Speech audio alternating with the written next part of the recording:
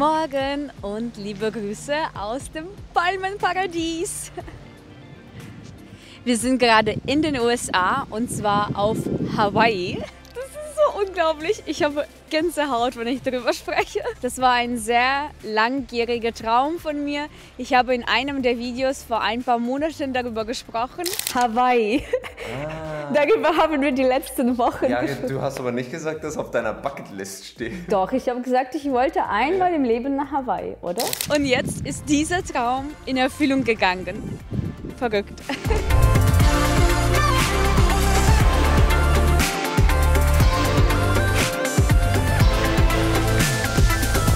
Heute verbringen wir einen Tag zusammen. Ich habe sehr viel für uns geplant, beziehungsweise wir haben hier sehr viel geplant. Und ich nehme euch mit. Genießt das Video, lernt fleißig Deutsch und schreibt mir unbedingt in die Kommentare, ob ihr auch gerne nach Hawaii fliegen würdet oder ob ihr schon hier wart.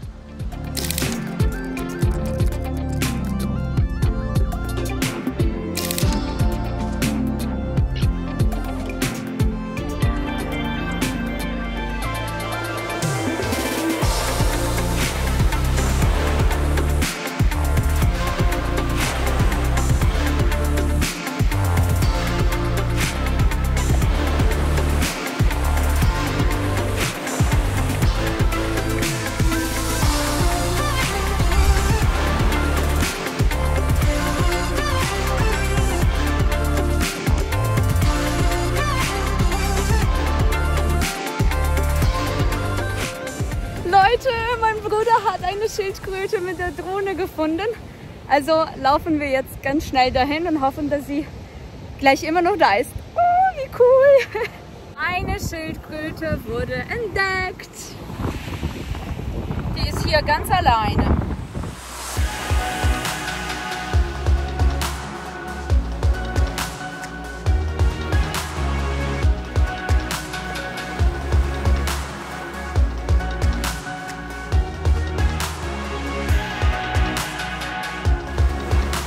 Kurze Mittagspause.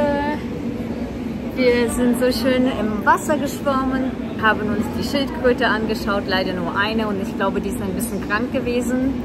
Und jetzt haben wir Hunger und sind hier in einem super süßen Restaurant zum Essen.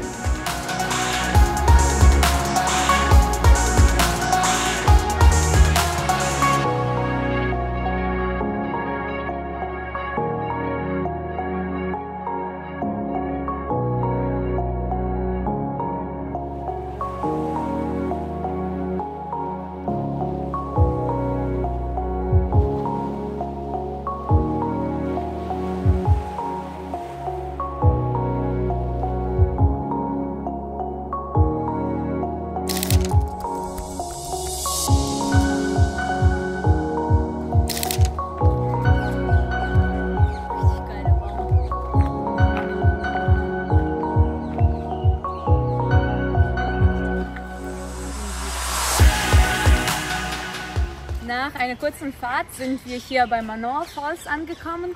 Also wir sind noch auf dem Parkplatz, wir haben da vorhin geparkt und gehen jetzt hoch zum Wasserfall. Ich nehme euch mit, let's go!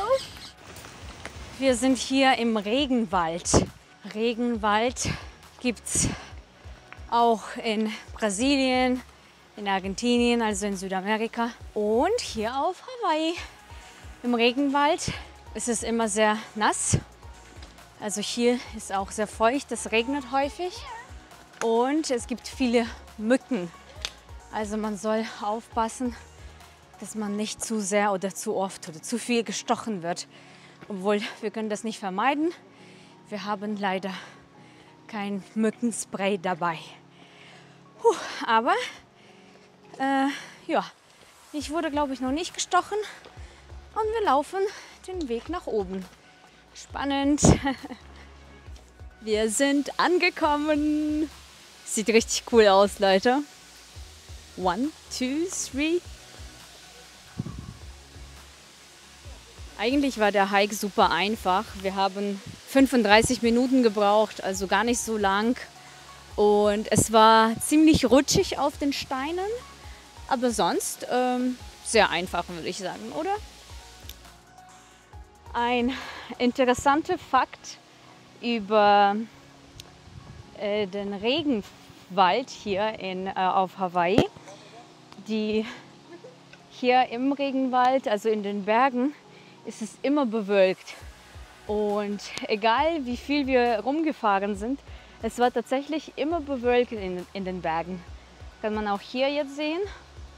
Und das ist aber richtig gut für die Insel, weil es hier so viel regnet. Also hier im Regenwald regnet es wirklich jeden Tag. Die Luftfeuchtigkeit ist sehr hoch, es ist sehr schwül draußen. Und ja, durch die ganzen Wolken, durch den Niederschlag haben sich hier sehr viel oder beziehungsweise genug Süßwasser. Süßwasser ist das Wasser, was wir trinken. Im Ozean ist das Wasser salzig, also das ist das Salzwasser. Und das Wasser, was wir trinken, ist das Süßwasser. Das ist wirklich interessant, weil die meisten Inseln ein ziemlich großes Problem oder sehr häufig ein großes Problem mit Trinkwasser haben. Und das ist auf Hawaii nicht der Fall.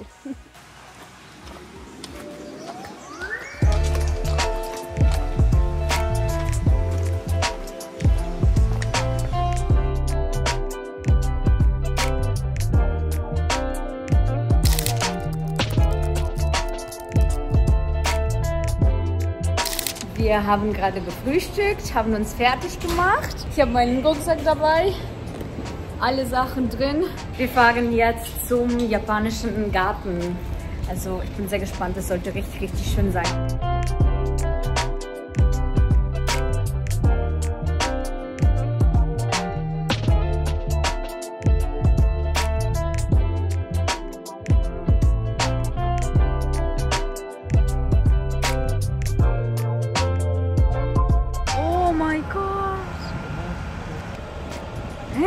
Hallo.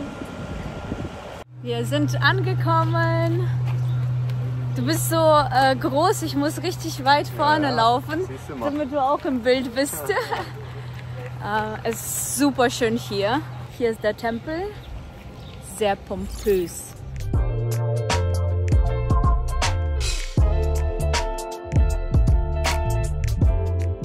Ich habe gerade die Infos zum Tempel durchgelesen. Es ist eine Kopie, also eine Kopie von einem Tempel in Japan. Und das hier ist einfach eine Sehenswürdigkeit. Es ist ein Museum quasi, also die ganze Anlage hier. Und der Tempel in Japan war aber ein echter Tempel für... Tobias hat es ein bisschen aufmerksamer durchgelesen. In Japan wird der Tempel aktiv genutzt. Ah ja, genau, das haben sie gesagt. Und hier ist es einfach nur wie ein Museum. Naja, aber du kannst hier auch meditieren und beten, aber es ist halt nicht aktiv von Mönchen bewirtschaftet oder wie auch immer. Ja.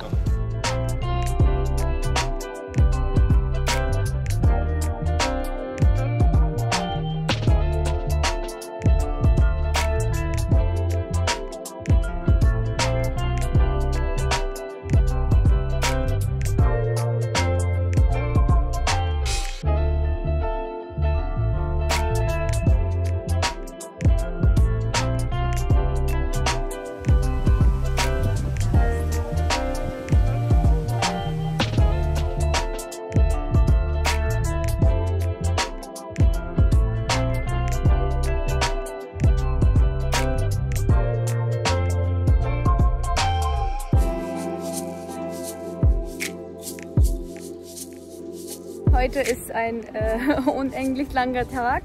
Nächster Halt ist Coffee Factory. Hawaii ist auch dafür bekannt, dass sie Kaffee anbauen und verkaufen.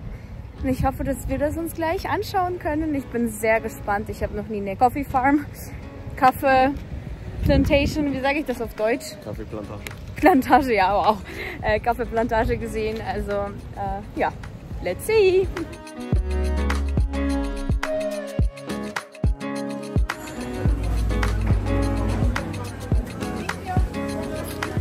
Cheers! Der erste Kaffee. Ich habe einen Flat White. Richtig lecker. Und jetzt erkunden wir den Laden. Geht's los? Der Laden ist so cool, Leute. Also man kann hier wirklich unendlich viel Zeit verbringen und sich die Sachen anschauen. Alles sieht so authentisch und interessant aus. Ich glaube, ich bin mir nicht sicher, aber ich glaube, fast alles wurde auch auf Hawaii hergestellt. Obwohl wahrscheinlich diese Becher nicht, oder? Kann man hier nicht lesen.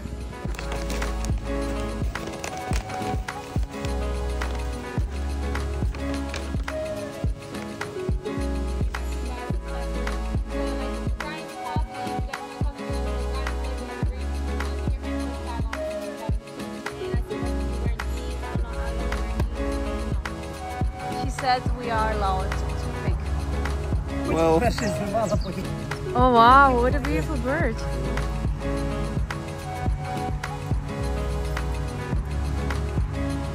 Baby Coffee. Die Führung war sehr interessant. Sie hat uns ganz viel über den Kaffee hier erzählt. Es war früher eine Ananasplantage und dann haben sie es umgebaut und pflanzen gerade Kaffeebäume an. Was fandest du am interessantesten?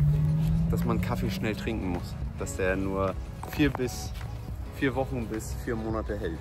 Das ist interessant und man weiß tatsächlich nicht, wenn man Kaffeebohnen in Deutschland kauft, weiß man nicht, wie alt die sind. Und je älter die Kaffeebohnen sind, auch wenn sie verpackt sind, desto schlechter schmeckt, also desto weniger Geschmack haben sie generell. Ist nicht so gut für...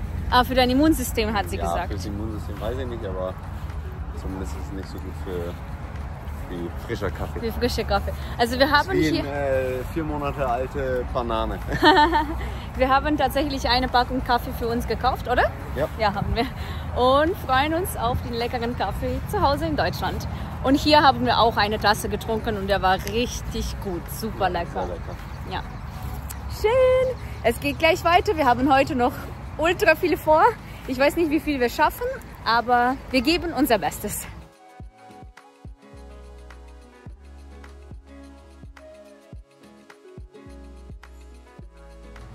Die Aussicht ist einfach so cool. Ja.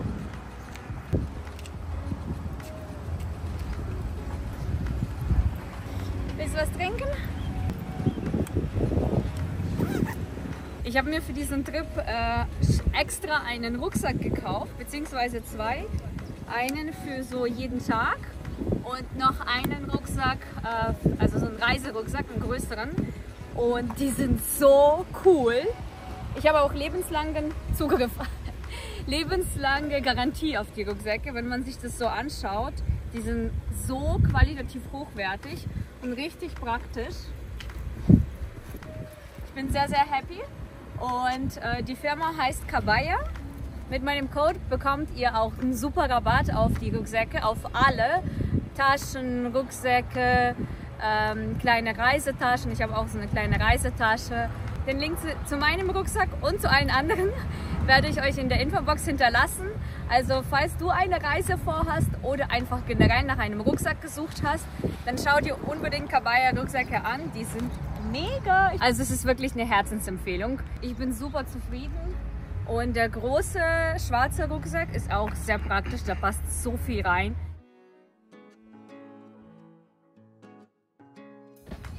I would like to buy this. Meine Mama ist auch die ganze Zeit so, wo hast du den Rucksack her? Ich brauche den unbedingt. Ich habe ihr gesagt, sie kann meinen Code benutzen. Wir sind jetzt hier fertig und fahren jetzt ein paar Minuten weiter, also es ist nicht so weit weg. Wir fahren auf eine Ananasplantage. Also das ist die Produktion von den Dole-Säften. Die sind super bekannt weltweit und hier ist anscheinend deren Produktionsstätte. Let's go!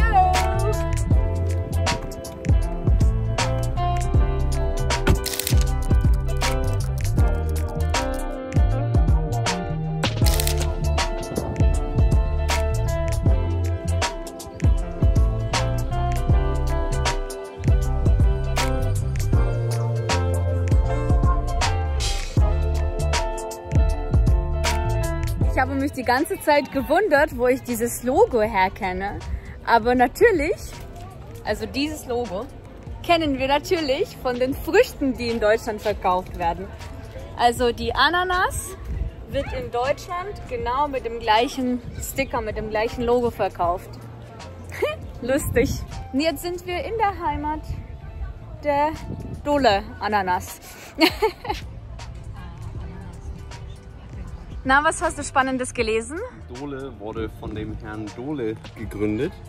Und zwar, der ist geboren 1877 und ist dann 1899 nach Honolulu gekommen mit einem Horticultural Degree aus Harvard. Agriculture oder was? Nee, Horticultural, keine Ahnung. Wo ist das? Hier. Okay, wenn jemand weiß, was das bedeutet, schreibt uns gerne einen Kommentar. $1.500, was damals wahrscheinlich viel Geld war. Und viel Ambition und hat dann hier die HAPCO, die Hawaiian Pineapple Company, gegründet. Und sehr cool. Daraus ist das und jetzt sind die weltweit bekannt. Genau. Und es ist, also 1901 hat er das gegründet. Und jeder kennt es jetzt weltweit unter Dole Foods Company. Ah ja. I got the notion that life in Hawaii was one long sweet song. Jim Dole. Sehr cool. Wie finden wir das Leben auf Hawaii? Sehr, sehr entspannend. Ja, wirklich sehr ruhig, sehr cool. Nett. Das Wetter ist toll, die Strände sind cool. Ja. Und wir sind auch voll, also nicht voll, aber wir sind schon ein bisschen random hierher gefahren. Ich habe einfach auf der Karte gesehen, dass hier die Plantage ist. Und dann habe ich vorgeschlagen, ob wir nicht herfahren wollen. Und dann haben alle ja gesagt. Und jetzt im Nachhinein sind wir auch sehr, sehr glücklich, dass wir hergekommen sind. Weil das eine einzigartige Möglichkeit ist, auch wirklich die originale Plantage zu sehen und zu sehen generell, wo alles anfing. Sehr spannend. Eine Minute Geschichte von Tobias. Nicht Geschichte, aber 3 Sachen, die wichtig sind, wenn man eine Ananas kauft. Ja. Und zwar als erstes soll es schön fest sein, die Ananas. Man soll keine weiche nehmen, das heißt, dass sie sonst überreif ist. Und die Augen an der Seite der Ananas sollen von unten bis oben gleich groß sein. Weil wenn die eine unterschiedliche Größe haben, dann bedeutet das, dass sie noch nicht fertig gereift ist. Und das dritte ist, dass die Farbe der Ananas eigentlich egal ist.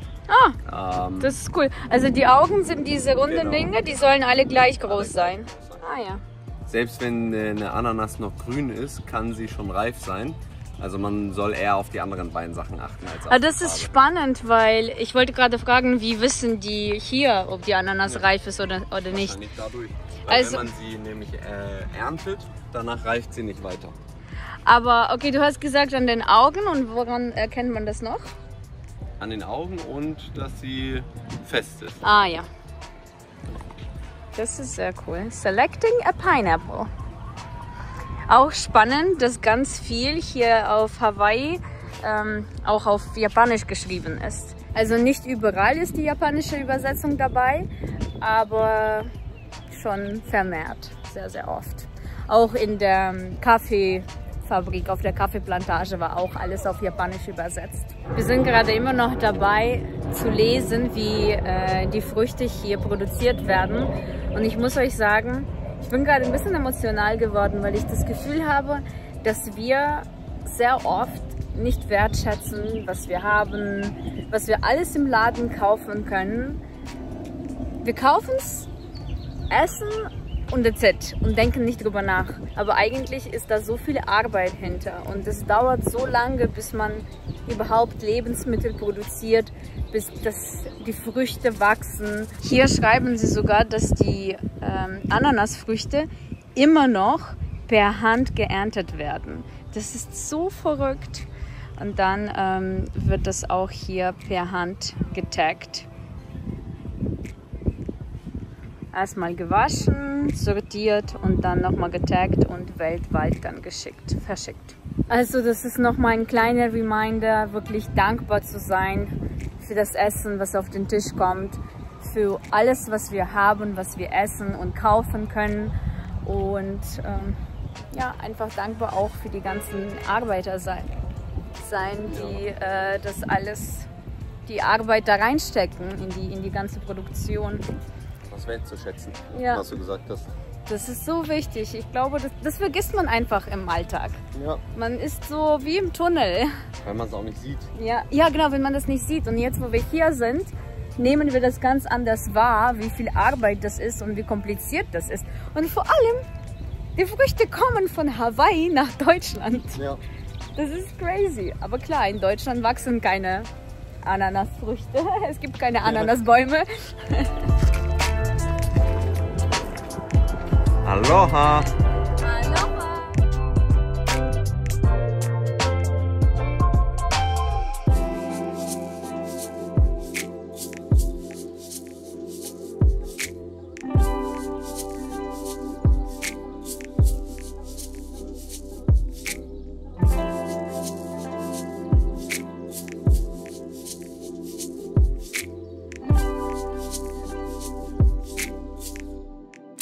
Wir laufen gerade Richtung Strand. Die Sonne geht unter. Wir schauen uns gleich den Sonnenuntergang an. Ich habe mein Stativ dabei und das nehme ich für uns auf und für euch. Danke Leute, dass ihr dabei wart. Wir hatten einen wunderschönen Tag. Ich hoffe, ihr habt das Video genossen. Bitte denkt daran, mir einen Daumen nach oben zu geben, meinen Kanal zu abonnieren und mich in den Kommentaren zu unterstützen. Es ist sehr, sehr wichtig für mich, dass ihr aktiv seid und mir zeigt, dass ihr die Videos mögt. Wir sehen uns nächsten Sonntag wie immer in einem neuen YouTube-Video. Bleibt dran und bleibt fleißig. Tschüss!